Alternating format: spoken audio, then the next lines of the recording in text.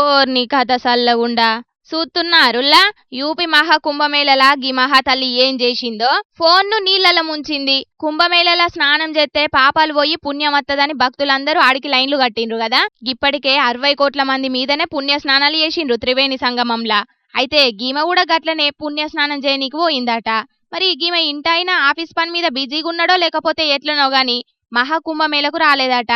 అయ్యో అసలుకే 144 ఏండ్లకోసారి వచ్చే మహాకుంభమేళలా నా భర్తకు కూడా పుణ్యం దక్కకపోతే ఎట్లా అని బగ్గా ఆలోచన చేసి భర్తకు వీడియో కాల్ చేసి ఫోన్ను గిట్లా నీళ్ళల్లో ముంచిందన్నట్టు. ఈ వీడియో సోషల్ మీడియాలో వైరల్ అయ్యే వరకు మా తల్లే భర్తకు మహాకుంభమేళ పుణ్యం దక్కాలని ఏమన్నా ఆలోచన చేసిందా? అట్లనే చుట్టాలందరికీ వీడియో కాల్ చేసి ఫోన్ ఇంకో 4 సార్లు ముంచకపోయినావు అని కొందరు అంటుంటే ఫోను ఖరాబైనా మంచిదే గాని భర్తకు పుణ్యం దక్కితే గదే 10,000 అనుకున్నదో ఏమో అని ఇంకొందరు కామెంట్లు పెడుతున్నారు. మొత్తానికి మహాకుంభమేళలా బగ్గనే చిత్రాలు జరుగుతున్నాయి పోన్రి. కొందరేమో ఫ్లెక్సీలను ముంచిండ్రు, ఇంకొందరు వాట్సాప్ కు ఫోటోలు పంపిస్తే దగ్గరుండి ఆ ఫోటోలకు తానం చేపిస్తామని దందషురు చేసిండ్రు. ఇక గీ మహాతల్లేమో భర్తకు వీడియో కాల్ చేసి ఫోన్ను ముంచింది. మహాకుంభమేళ రేపటితోని ఓడుతున్నది కాబట్టి నయమైంది, లేకపోతే గిసొంటి చిత్రాలు ఇంకెన్ని చూద్దుమో పోన్రి.